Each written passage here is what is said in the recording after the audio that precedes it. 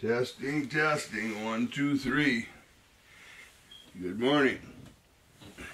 I could turn that screen and I could see myself too. I forgot about that. And then I know kind of what we're getting here. If I'm in the shot or not, I guess I'm not. Good morning. Friday. It'll be the 11th, I believe. July 11th, 2014.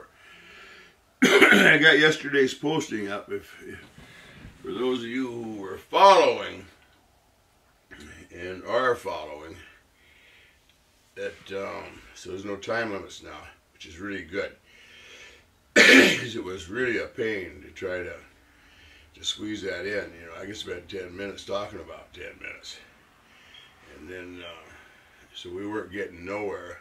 I mean, we were getting somewhere, but time now, as far as getting people to spend, I've been looking at these time frames, and like I'll watch a movie or something, or not a movie, but mostly like a song, one of them music videos, and if it's what I'm not real interested in, you know, 5 minutes seems like forever, and I can't imagine 18 minutes is just an eternity. Well, only because of the subject matter. If I'm really keen and in tune and feel, you know, what it's either entertaining or important to me for whatever reason, then 18 minutes is nothing. At any rate, I don't got to squeeze this into a 10-minute frame, and they went to 15 anyway, and then I'm unlimited. I hope I stay that way forever, and I might, because no copyright infringements in what I'm doing. You can show, you know, you got like 6 seconds or something, and then I'm not in a for-profit thing, you know, no kind of a business venture here, and I think we're allowed, you know, to have our say. It's interesting, the whole legal aspects in our, you know, judicial system, the old, I call this old English law, right straight out of Europe, right straight out of London.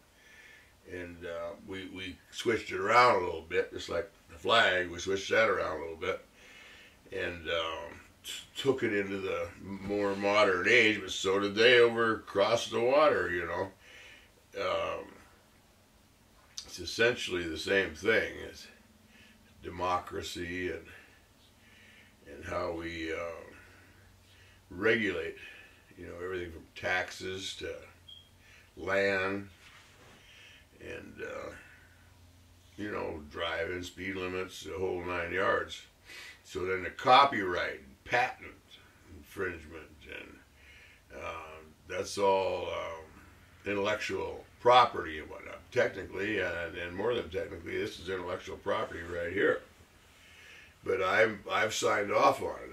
You guys just have it and send it across the whole entire universe if you could, or would. And the other people, they want their money, and that's all right, I guess, in the world of marketing. But I think anything vital. Yeah, and we're all on the same page, and we're all thinking everybody's interested in trying to make a better world. And most people are just interested in living and not dealing with all these data. You know, there's a whole lot of people turn these news channels off, so they don't got to go up and down with all these you know, occurrences that, you know, and they're big. I've stayed in tune with all that. Now I go to CNN, I go to Fox, and I go to New York Times. I met some people a while back, some friends, had been friends, but they think, oh man, you're watching CNN. I mean, they wouldn't even dream of watching CNN or the New York Times. They're just commie. You know, they're patriots. They watch Fox, and I met another couple, you know, the 700 Club, that's their news source. And So, like, that's all okay, you know. We're supposed to be able to all have our, you know, political beliefs and our religious beliefs and our non-beliefs and affiliations and values and morals that are our own, and generally part of the group we mix with. But the problem I'm having with all these stimulants and the time frame of 2014, July 11th, like this morning, I didn't go to CNN yet, and I didn't make the circle.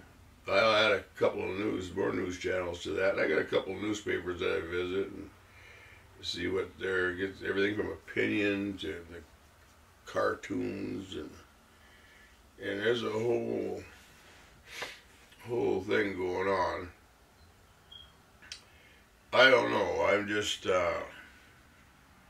one person, and this one person, I got it in my mind and in my head that this sugar thing that I tapped on is you know, everybody's looking at the diabetes and obesity and just sugar in general as a health destruction, but mine, they would call it a hypothesis or a theory that these stimulants do the same thing as cocaine, and there ain't a living soul looking at it but me and you few people that visit here. So how new is that?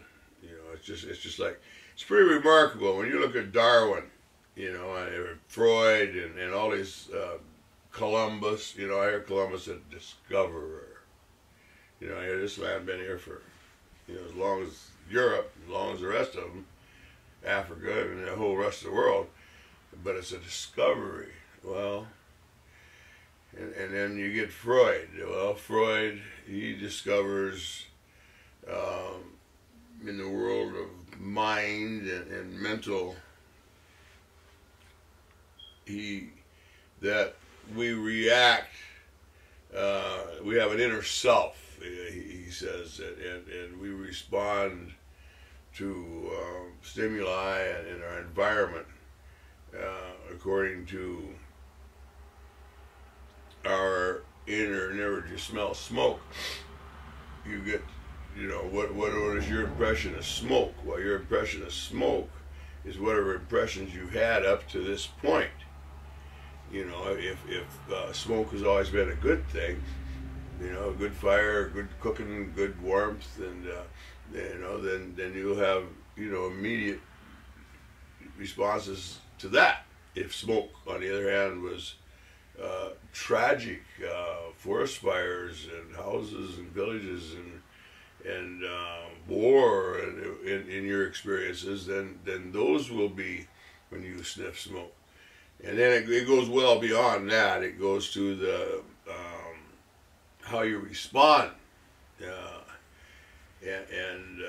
that's a real in-depth thing. But it's all kind of a bunch of bullshit and analyzing of the human, you know, mind and the human condition.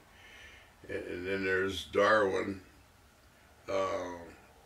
You know, he's origins of the species, and how we quite possibly evolved, and he takes that a whole bunch of steps farther, and all the way back to, you know, like the amoeba, you know, a little one cell existing in the waters, and then the amoeba split, and, you know, but it's really, you know, there is no explanation for how we came to be here and how this life came to be. There is none. And I've always said there's never was meant to be one. We got all these manufactured ones, but you know, the monkey or the frog or the snake or every living creature doesn't give it a thought. They don't have a thought They're living in the now and in the present, and you know, they have a mind, and that's, of course, that's what's supposed to make the human such as this great exceptional creature. I saw some kids. I should have grabbed this the other day when I saw it. Wasn't thinking about it at the time, but I might go back and try to find that. They're having, it's some religious group, I'm sure, is putting on a thing on YouTube there about the absurdity of the evolution, and that we were possibly monkeys at one time. What a joke.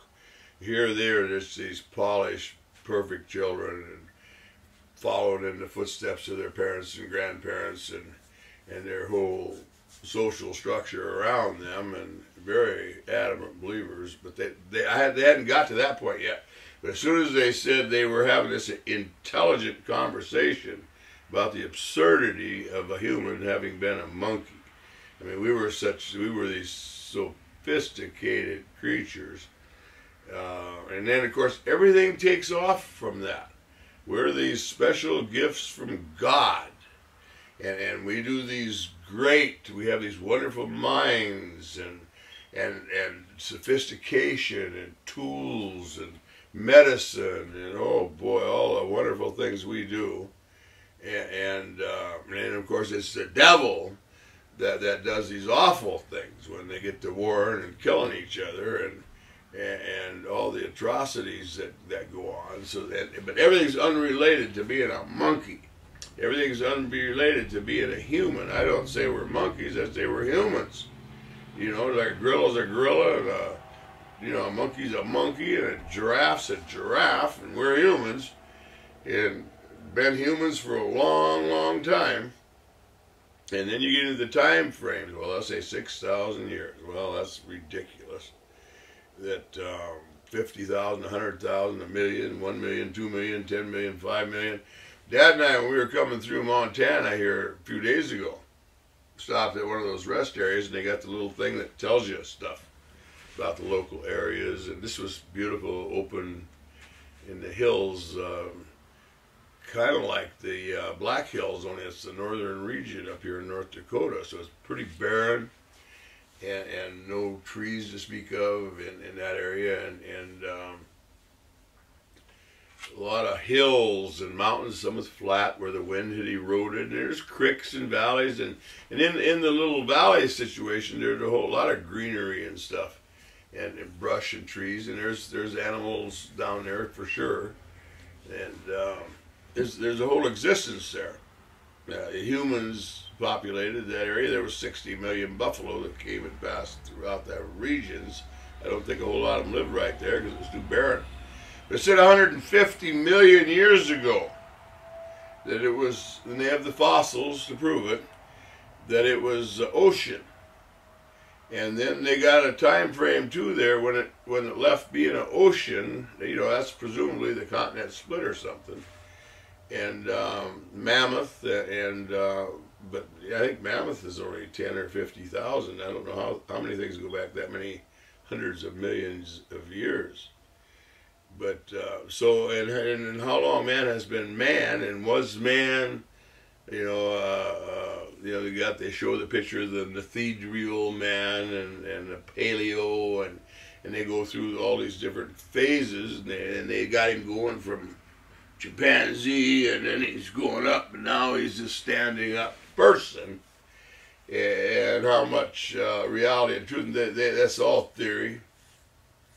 And that might come close and might be kind of right on. It might be, the man has been man, like a crawfish has been a crawfish.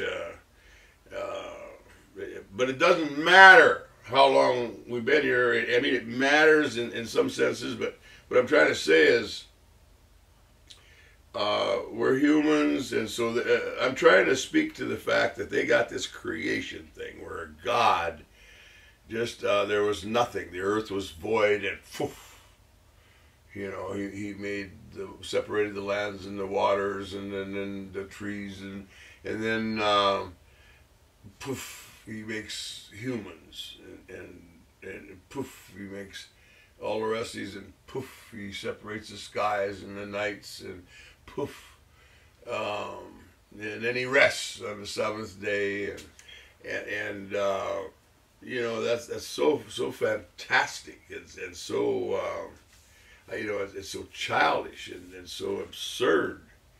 I mean, you could tell a story, and when we're little, we like to hear the stories, and when we're big, even, we like to hear stories.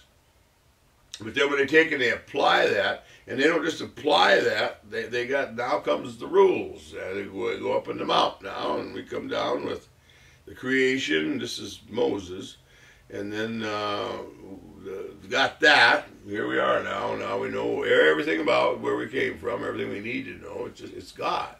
And now God's commandments, they come down with those. Well, those are basically human instincts for the most part. You know, and then they get right away, they get into the mating instincts on this thing, and go to chopping away on that, and that evolved to the point where they were going to stone Jesus Christ and his mother for fornication, I guess, and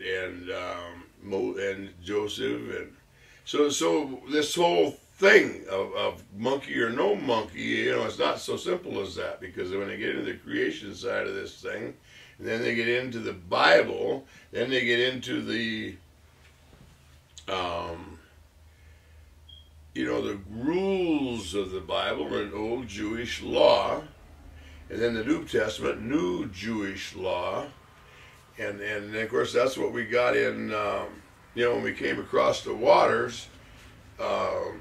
I guess England was still, it's interesting that they said it was 1519 when they separated in King Henry VIII, that video I have down below here, from the Catholic Church, from the Pope. Prior to that, because that one king wanted to get divorced and he couldn't do it under the Catholic law. And so then the Church of England came into being. Well, that's 1519 or something, and that was, you know, Columbus had been here to the Americas in the discovery thing, and I don't know how huge a migrations took place in that first 20 years, but I'm going to say not very much. I don't know what year the actual migration started, but it was right away, within years and decades, that some of the boats started coming across, and so the religion of Europe came to the Americas and all those people, and from early on, if you didn't believe in the king, whatever the king, if he was Catholic, you were Catholic. If the king was Church of England, you were Church of England. And then all those branches came off because there's so many different people, you know, everything, and including the Mormons. And I think this one I was watching might have been Mormons. And, you know, the Pentecostals and the whole Lutheran, I mean, it just goes on and on and on. And so we've just all accepted that. That's truth and reality, and, you know, we all got our, how deeply we believe, and the few that don't, but mostly we follow that. And it's surprising when you come into somebody's house and they have these big Bibles and tuned into the 700 Club, and they're just all there and waiting for the world Armageddon, and you know, everything is an attack on America and the white man, which is exactly there. Some of the things they're seeing are exact, but they're the reasoning and the interpretations. So I try to deal with some of that stuff as it applies and as it fits into this sugar-stimulated man. I say that the Egyptians, that the Jewish Israeli slaves they were all stimulated, and I suppose they fed all their slaves stimulants, and so that thing came out of that, and we somehow, over, you know, step by step, got to where we're at here today, still believing all that stuff. And boy, when you come up against it or say something, you're an awful guy. you know, and because that's all built into the system too. Just like if you go against a king, you know, the treason and the whole thing.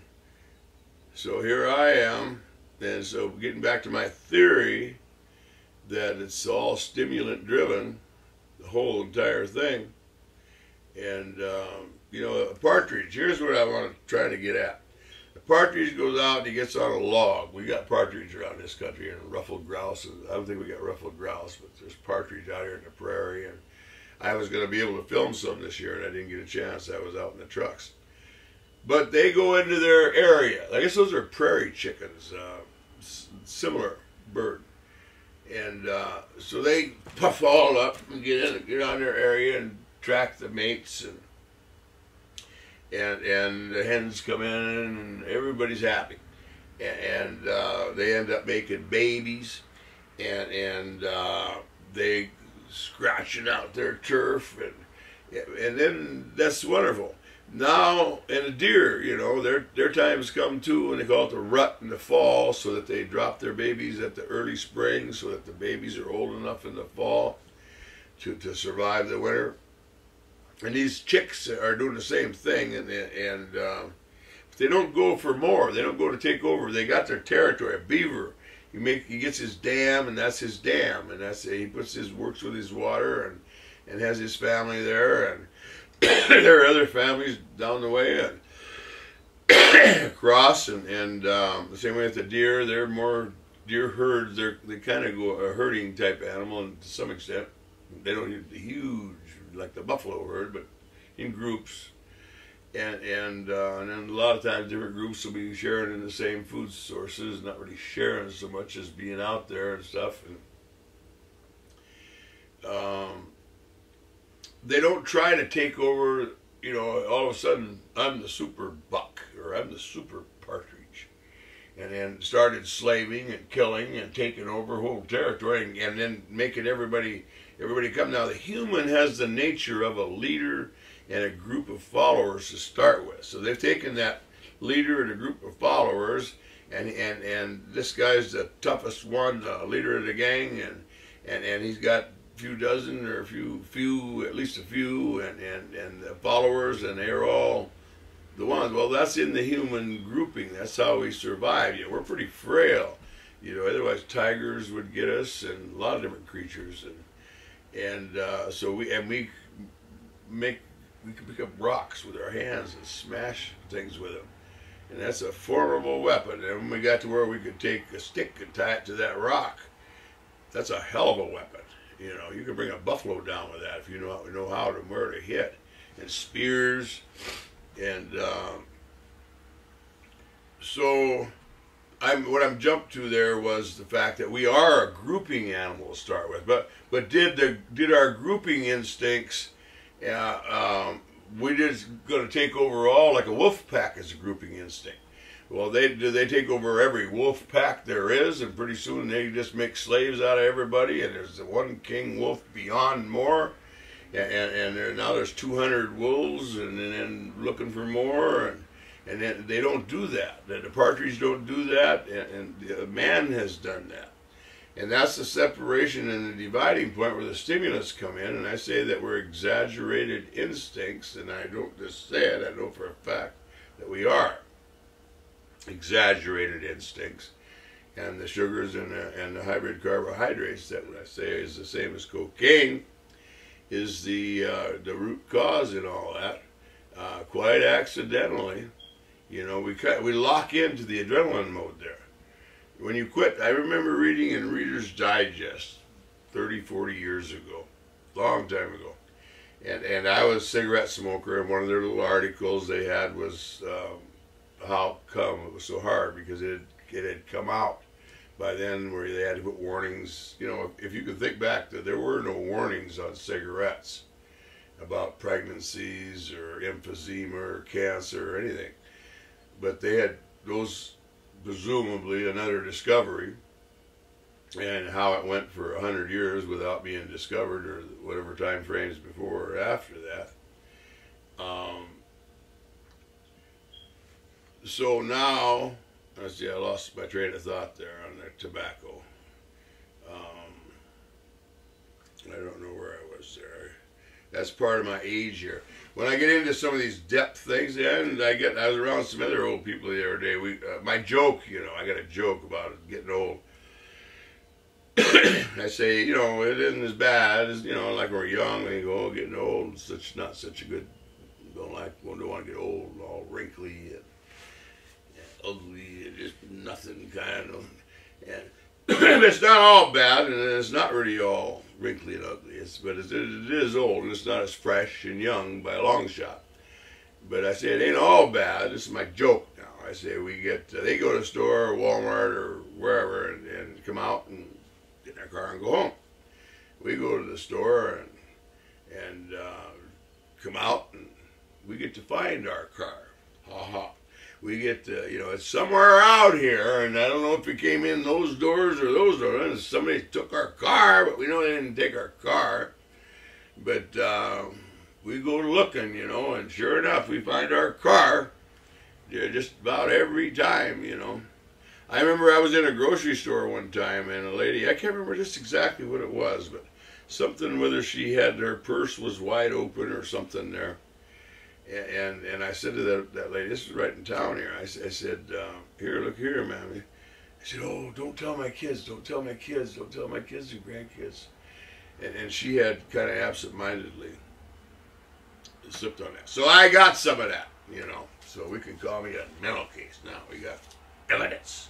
Gotcha. You said it. You do it. That's what that guy said about the water. You got water. There it is. You admit it. There it is. I do. Here I am. I plead guilty.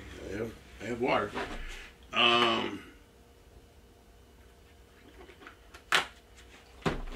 what were we talking about? We were talking about the partridge taken over, and the deer and all the rest of the creatures taken over, and then I got the tobacco, and that 50 years ago they didn't think tobacco was, and then I got the Reader's Digest, and they told on quitting, so the Reader's Digest had smoking cessation or quitting, and what they said was your adrenaline gland. Here's how come. One of the major reasons, it's a major addiction that became well established and well known when everybody tried to quit, and one of the reasons is they said your adrenal glands, which normally come up and down according, right now if there's a thunder, boom, your adrenaline takes off. Or a crash, and then, but it's just a one, and everything's okay, or whatever it might be. Smell smoke, your adrenaline, okay, but then now it's okay, so it goes up.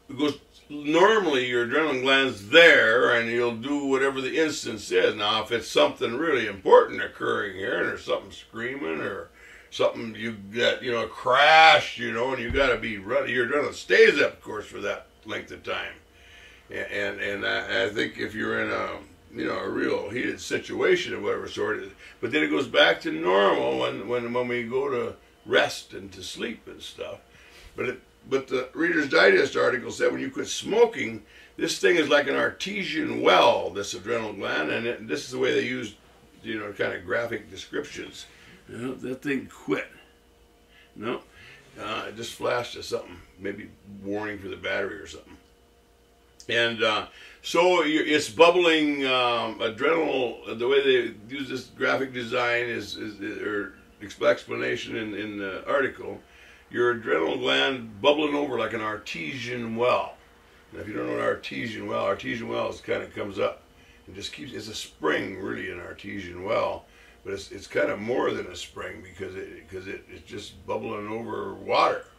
And depending on how large of an artesian well it is, and it just keeps feeding the area there, which is kind of unnatural because more typically gravity and water doesn't just surface like that. Most water is there, and there's springs, but they're not all flowing like an artesian well is.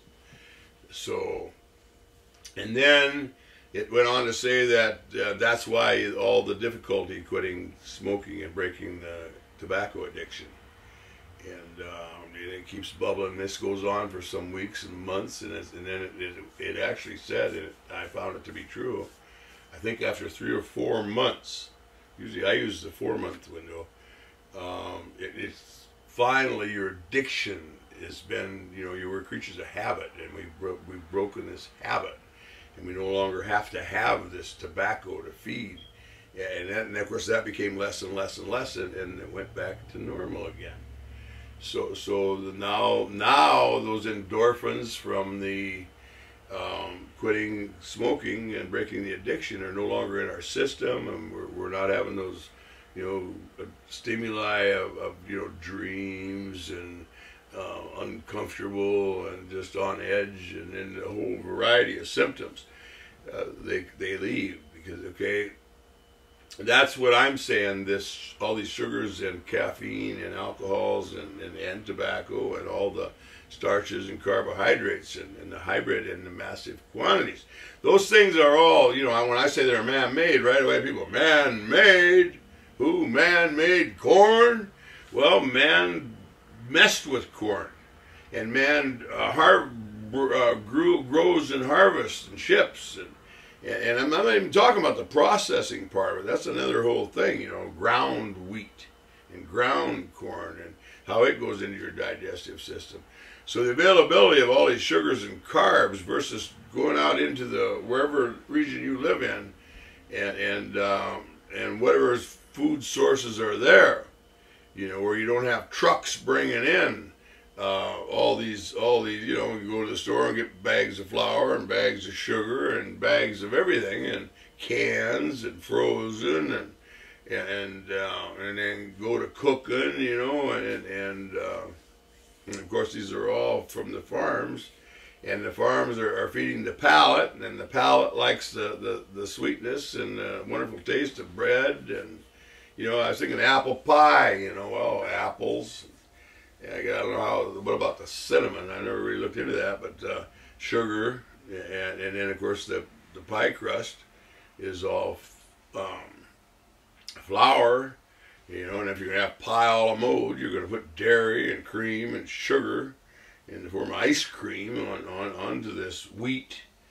And apple, you know, apple itself, apple a day keeps the doctor away. Well, an original apple is just, you know, whatever it might be, and kind of bitter and full of enzymes and nutrients, just like carrots and potatoes and everything else. But the one we modernized, you know, I grew up in Washington State, and the delicious apple was a hybrid. And boy, it was. At first, I didn't think the people would like it because it didn't really look like an apple. It had more of a, but it turned out it was okay. And people went for it, and boy, they were a great tasting apple. And that's just sweet and juicy as you could ever imagine, and firm, and really good chilled. And then apple juice, you know. So how innocent is that? The people, the apple growers and the apple juice people, and just like the orange juice people, never once realizing that the human, not just the diabetes, not just this whole sugar thing in those aspects, but the psychological of having that much sugar, those concentrations every hour, you could almost say, from the time you're little tiny babies, and then what it has done. And I was able to put, that's the discovery now, the Bunnell farm discovery. I was able to put this in the context of why the partridge didn't take over the whole forest, and why the deer didn't take over the whole forest, and why man did take over the whole forest. And he wouldn't just have a few slaves, and you know, he didn't just have a few gang. He just kept it up until the kingdoms. And before that, like I talked about the other day, the Egyptians and all these other big, huge warring things. But prior to that, for however long a time, we were like the robins and the rest of the deer and everybody else, raising our young and eating the foods in the area where we lived, and doing just great. And so the people that want to stay, I'll go back to whether it was the Mormons or whoever that group was, that just was just monkeys. What a horrible thing that a human, we know we're God's, you know, wonderful creations. And well, if we were God's, if there was such a thing, which of course there isn't, but that wouldn't be no kind of a God. I mean, that's going to have all this sickness and disease, and of course they don't tie that to God. If everybody would do the God thing like them, but it's never happened, it's never going to happen because it's not real. It doesn't even have a drop of reality in it. It's just a dream. No, it's no difference than the people with the dope dreams, or the other dope dreams, I should say, because these are cocaine dope scenes, but the cocaine is sugar. So they got this wonderful visions, you know, in the sprinkling like the Incas or the Aztecs and the high priest of the birds are chirping and this wonderful wind breeze, and they're in paradise with all this high from all their sugars and starches, and that's just every single one of us. And then we've got the whole planet Earth now brought into this through the food chain, supply and demand, and then the agriculturalizing, you know, South America and big portions of Africa, and then the transporting of seed and the whole diet thing in general. And so we're all caught up in this, and it's happened. So I don't know how many ways to say it.